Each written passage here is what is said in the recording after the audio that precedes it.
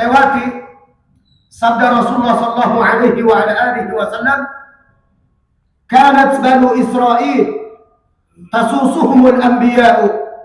Dahulu Bani Israel selalu hidupnya mereka diarahkan dan diatur dan dibimbing oleh para nabi-nabi mereka. Sasa yasusu siyasa. Siyasa artinya tadbirul umur wa tasrifus syu'un li ajli tahsil al-maslahah wa daf'il madar wal mafasid.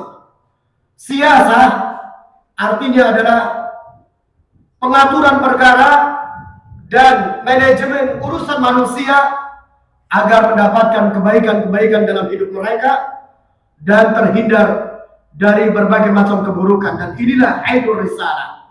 Dan ini adalah inti dari risalah yang dibawa oleh Rasulullah sallallahu alaihi wa ala alihi wasallam. Wa ma arsalnaka illa rahmatan lil alamin. Tidaklah kami utus engkau di sini adalah Nabi kita Muhammad sallallahu alaihi wasallam kecuali untuk rahmat bagi alam semesta.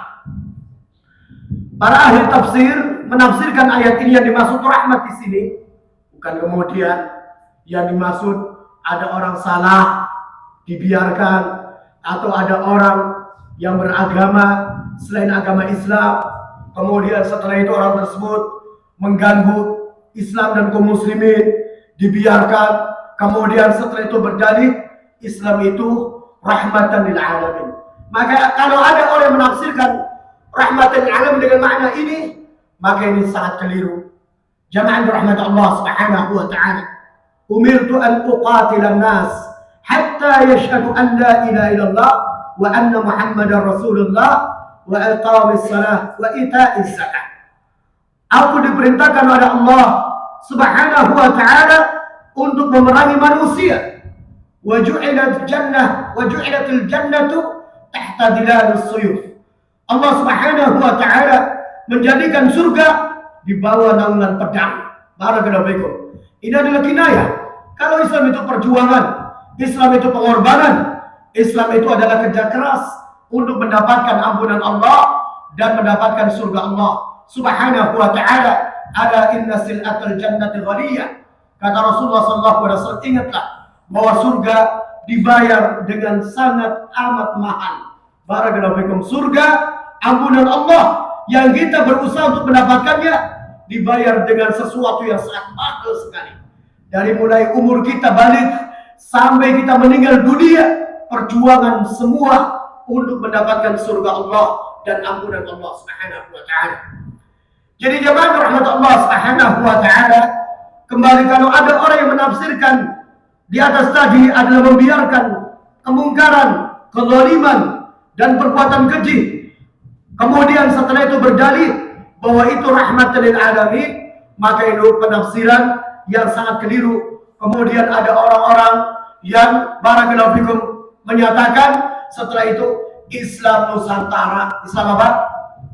Islam Nusantara, yaitu Islam yang penuh dengan toleransi dan sebagainya. Tidak demikian.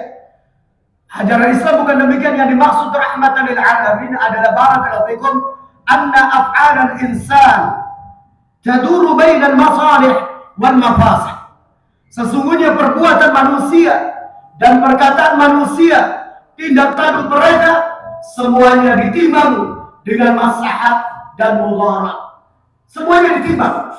Wa ma yatadammanu fi syari'atil Islam illa fihi maslahatun mahdhah aw maslahatun khalisah aw maslahatun rajihah idza amarahu Allah wa rasuluh.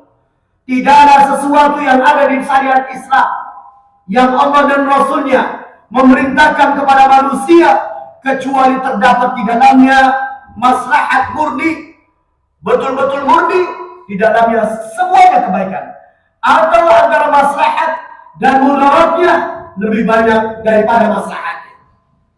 Wa ma syai'in ma yatadammana fi syari'atil Islam nahahu Allah anhu wa rasuluh illa mafsadatun khalisah atau mafsadatun rajihah. Tidak ada sesuatu yang terkandung di dalam syariat Islam yang Allah dan Rasulnya melarang terhadap sesuatu tersebut kecuali sesuatu tersebut terkandung yang dilarang oleh Allah dan Rasulnya, terdapat padanya kemudaratan yang murni atau antara maslahat dan mudaratnya banyak kemudaratannya, maka ini yang dimaksud rahmatan lil alamin. Ini yang dimaukan rahmatan lil alamin, jamaah rahmat Allah Subhanahu wa taala. Jadi ketika seseorang yang berbangsa dan bernegara menerapkan urusan masyarakat, pemimpinnya dan rakyatnya dengan menggunakan siasa syar'iyyah, yaitu pengaturan, karena siasa maknanya diatur dan diarahkan dan dibimbing sebagaimana hadis yang di atas tadi, bahwa Bani Israel mereka diatur oleh para nabi. Barakallahu fikum. Tentunya umat Islam lebih daripada itu lagi, mereka diatur ya dalam berpolitiknya, dalam urusan bernegaranya, berbangsa, dalam pemimpin dan rakyatnya diatur oleh ajaran Islam, diatur oleh apa yang ditinggalkan oleh Rasulullah sallallahu alaihi wa ala alihi wasallam. Karena tadi jemaah rahmat Allah Subhanahu wa taala. Kemudian ikhwanu fillah a'azzanallahu iyyakum, bahwasanya Allah Subhanahu wa taala ini salah satu ayat yang biasa digunakan untuk menerapkan politik sesuai dengan syariat Islam. Kata Allah Subhanahu wa taala di dalam surah An-Nahl ayat yang ke-90, Innallaha ya'muru bil 'adli wal ihsan wa ita'il qurba wa yanha 'anil fahsyi wal munkar wal baghi ya'idukum la'allakum tadhakkarun. Kata Allah Subhanahu wa taala, sesungguhnya Allah memerintahkan kepada kalian wahai kaum muslimin untuk apa? Untuk melakukan keadilan, untuk berbuat adil. Berbuat adil ini adalah umum. Al-ihsan yadkhul fil 'adalah. Berbuat baik kepada manusia adalah termasuk berbuat adil. Wa ita'il qurba, dan memberikan hak terhadap keluarga kita yang dekat, itu pun bagian dari keadilan. Kenapa kemudian ya disendirikan, padahal ketika jamaah rahmat Allah Subhanahu wa taala dengan kalimat innallaha ya'muru bil 'adl wa yatadamman fihi al-ihsan wa ita'il qurba. Ketika Allah Subhanahu wa taala menyebutkan Allah memerintahkan kita untuk berbuat adil, di dalamnya terdapat berbuat baik, di dalamnya terdapat menunaikan hak terhadap keluarga-keluarga kita. Itu termasuk keadilan. Akan tetapi ayat ini disendirikan karena memiliki makna khusus, makna spesial, makna spesifik. Ya sebagaimana dalam firman Allah yang lainnya, wa'budullaha wa aqimus shalah wa atuz zakah. Hendaklah kalian beribadah kepada Allah dan tegakkanlah salat dan menunaikan zakat. Sebagaimana yang kita maklumi semuanya, bahwasanya mendirikan salat dan menunaikan zakat bagian dari ibadah kepada Allah Subhanahu wa taala. Kenapa disebutkan secara khusus? Karena ibadah salat dan ibadah membayar zakat ibadah yang sangat agung, ibadah yang sangat mulia, ibadah yang membedakan identitas seorang muslim dari yang lainnya. Sebagaimana hadis dari Jabir bin Abdullah radhiyallahu taala anhuma yang dikeluarkan oleh Imam Muslim, al-farqu bainal 'adli wal kufri wasyirk as-salah. Perbedaan seorang muslim dengan orang kafir dan dengan orang musyrik adalah salat. Identitas yang membedakan antara seorang muslim dengan orang yang kafir dan musyrik adalah salat. Al-ahdu baini wa baina ummati as-salat. Wa man tarakaha faqad kafara. Perjanjian diriku dengan umatku adalah salat. Barang siapa meninggalkan salat, maka ancamannya dia akan keluar dari ajaran Islam. Barakallahu fikum. Jadi jamaah rahmat Allah Subhanahu wa taala, ihsan adalah sebagaimana definisi dari Rasulullah sallallahu alaihi wa ala alihi wasallam, an ta'budullaha ka'annaka tarah fa in lam takun tarah fa innahu yarak. Ihsan adalah engkau beribadah kepada Allah. Ibadah itu luas, termasuk barakallahu fikum memikirkan ya kesengsaraan rakyat, memikirkan kesusahan rakyat, berkorban demi kebaikan mereka, ini adalah ibadah yang sangat agung. Rasulullah SAW menyatakan, khairukum anfa'ukum linnas. Sebaik-baik manusia yang paling bermanfaat hidupnya untuk manusia yang lainnya. Satu orang memberikan manfaat 10 orang. Satu orang memberikan manfaat 100 orang. Satu orang memberikan manfaat 1 juta orang. Satu orang memberikan manfaat sekian ratus juta manusia. Maka tentu yang terakhir ini yang lebih afdal daripada yang pertama.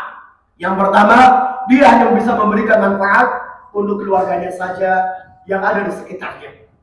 Yang kedua, mungkin dia hanya bisa memberikan manfaat kepada satu RT saja. Yang ketiga, mungkin dia hanya bisa memberikan manfaat satu kecamatan. Yang keempat, memberikan manfaat untuk satu negeri dan satu bangsa. Maka yang keempat inilah yang paling tinggi derajatnya. Barakallahu fikum, sehingga kita terus memikirkan bagaimana keadaan nasib masyarakat satu bangsa dan satu tanah air ini untuk mendapatkan kebaikan-kebaikan dan kesejahteraan dan keadilan-keadilan yang direalisasikan oleh para penguasa-penguasa kita. Barakallahu fikum. Jadi jamaah rahmat Allah Subhanahu wa taala, ihsan ini seseorang berbuat baik, motifnya, latar belakangnya karena takut kepada Allah Subhanahu wa taala. Karena takut kepada Allah Subhanahu wa taala. Mau barakallahu fikum, orang-orang yang dipikirkan oleh kita berbuat baik kepada kita, membalas kebaikan kepada kita, atau timbal balik terhadap kebaikan terhadap kita, atau mereka tidak, itu urusannya antara dia dengan Allah Subhanahu wa taala. Yang jelas kita memikirkan mereka karena kita takut kepada Allah Subhanahu wa taala. Takut apa jamaah rahmat Allah Subhanahu wa taala? Takut karena ancaman Allah Subhanahu wa taala, wattaqu fitnatan la tusibanna alladziina zalamu minkum khassah. Dalam surat Al-Anfal, Allah Subhanahu wa taala menyatakan, takutlah kalian terhadap satu fitnah yang bukan hanya Allah turunkan musibah tersebut untuk orang-orang zalim saja. Kalau kita melihat kemungkaran, melihat kezaliman, melihat semena-mena, melihat ketidakberesan, kemudian kita diam, kita tidak mengingkarinya, kita tidak menyampaikan nasihat, kita tidak menegur orang-orang tersebut, maka tentu dengan ayat yang di atas tadi kita pun akan kena efeknya dan kita pun akan mendapatkan azab. Sebagaimana hadis dari Zainab binti Jahsy radhiyallahu taala anha, ya Rasulullah, ayuhlikuna wa fina salihun.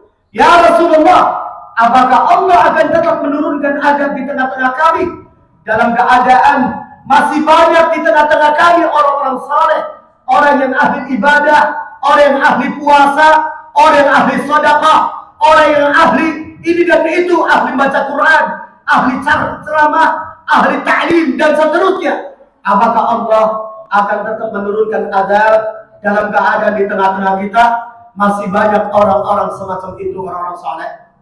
Kata beliau alaihi salatu wassalam, nah, Allah tetap akan mendatangkan azab di tengah-tengah kalian idza kasratul khubuth, apabila semena-mena ya kezaliman, kemungkaran merajalela dan menyebar di tengah-tengah masyarakat, kemudian orang tidak mengingkarinya, orang tidak menasihatinya, orang semuanya diam, maka pada saat itu Allah Subhanahu wa taala akan menurunkan azab.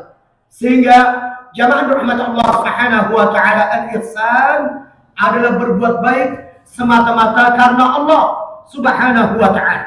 Dan ini adalah ciri khas ahlu surga, ciri khas ahlu maghfirah, orang yang akan mendapatkan surga Allah dan orang yang akan mendapatkan ampunan Allah.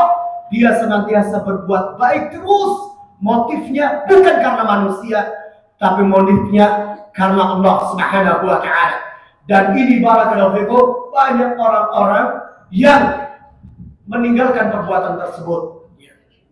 Dia dulu tidak pernah berbuat baik, dia dulu tidak pernah kenal teman, dia dulu tidak pernah kenal tetangga.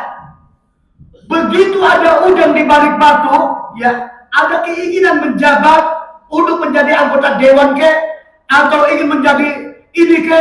Kemudian setelah itu mulai kenal tetangga, mulai kenal teman, mulai yang tadinya tidak pernah menyapa di pinggir jalan, ketika ketemu mulai sumeh, mulai ini dan sebagainya. Ini adalah bertentangan dengan perbuatan ihsan. Perbuatan ihsan tidak pernah berubah keadaan apapun, karena dia barakallahu fikum tujuannya semata-mata karena Allah Subhanahu wa taala. Kalau yang terjadi di Indonesia ini politik belah bambu, lawannya diinjak, kawannya diangkat. Betul nggak Pak? Lawannya diinjak, barakallahu fikum, dan kawannya diangkat. Tidak peduli apakah kawannya itu orang yang amanah atau tidak, apakah kawannya itu orang yang takut sama Allah atau tidak. Yang penting dahulu ketika saya memiliki keinginan untuk menjabat sebagai ini, kemudian dia membantu saya, kemudian dia mendukung saya, walaupun orang tersebut adalah orang mufannas, orang yang tidak amanah, orang yang zalim, orang yang semena-mena, diangkat saja. Maka ini bukan ihsan, bukan berbuat adil. Makanya Allah Subhanahu wa taala menyendirikan setelah menyebutkan ihsan, adil, kemudian setelah itu disendirikan ihsan. Maka berbuat adil itu adalah tidak tebak pilih. Berbuat adil itu adalah apa? Engkau berbuat baik, motifnya karena Allah Subhanahu wa taala. Inilah syariat Islam. Barakallahu fikum. Sehingga jamaah rahmat Allah Subhanahu wa taala, salah satu yang dicontohkan oleh Muawiyah ibn Abi Sufyan ibn Harb radhiyallahu anhu. Ada orang-orang yang hidupnya selalu mencerca beliau karena dendam. Dendam karena mungkin dalam peperangan dulu sebelum mereka masuk Islam, mereka keluarganya banyak terbunuh di tangan kaum muslimin. Namanya peperangan.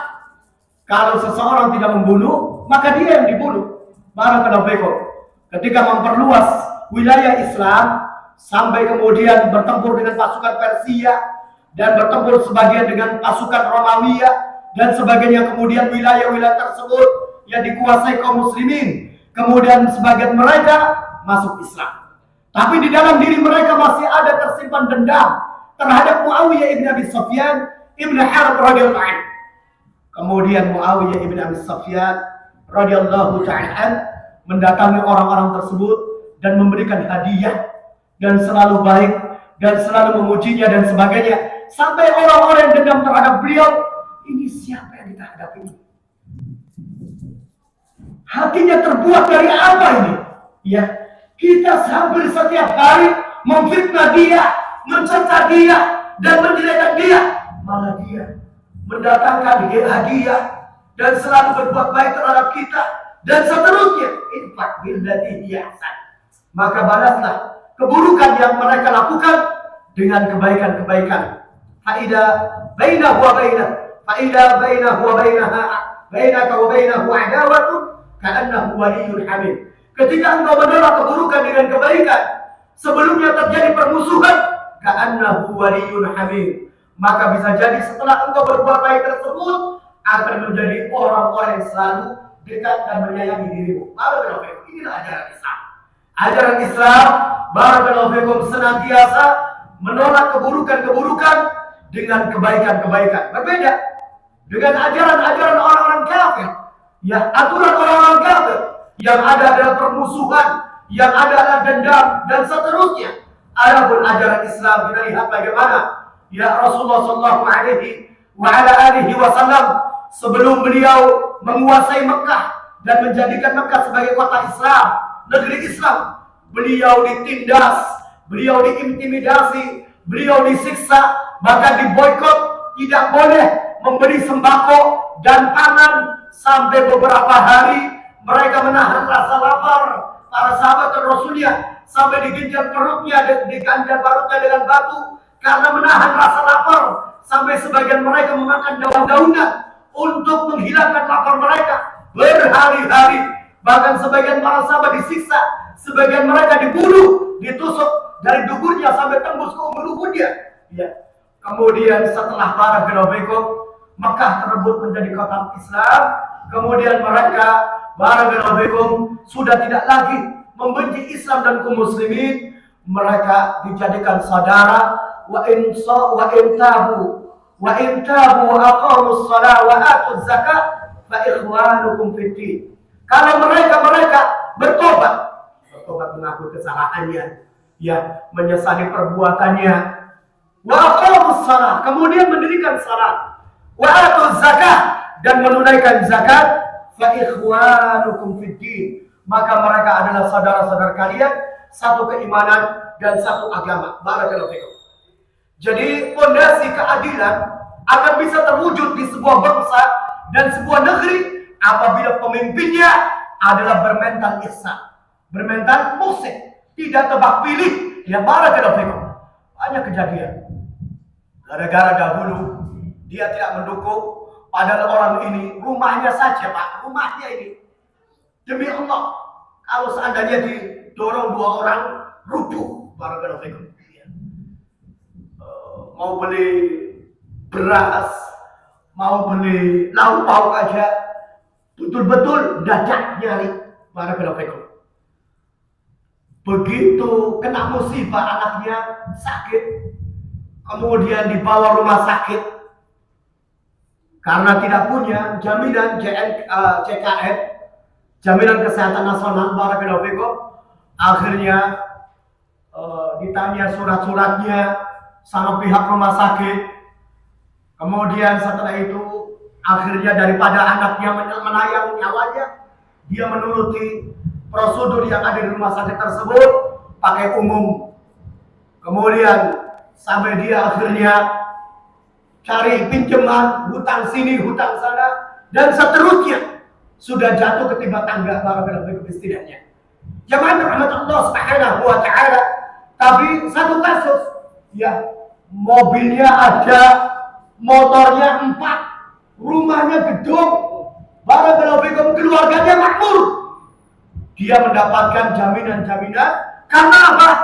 Karena dahulu di saat dia mau ingin jadi pejabat, mendukungnya dan membantunya, dan barakallahu fikum berada di belakangnya, dan ini adalah perbuatan yang sangat bertentangan dengan keadilan. Dan inilah yang kemudian kita tidak setuju dan kita mengingkarinya, karena keadilan intinya adalah barakallahu fikum ketika seorang pemimpin berbuat semata-mata karena Allah Subhanahu wa taala. Oleh karena itu jamaah rahmat Allah Subhanahu wa taala, maka di sini disebutkan secara sendiri, innallaha ya'muru bil 'adl wal ihsan. Sesungguhnya Allah memerintahkan kalian untuk berbuat adil, dan ingat bahwa inti keadilan adalah engkau berbuat ihsan pada orang. Dan ini bukan rahasia umum lagi, ya. Inna 'ainal sakhat tubdil kalah tubdil masawi, wa inna 'ainir ridha tubdil kalah. Istilah maqalatul Arab.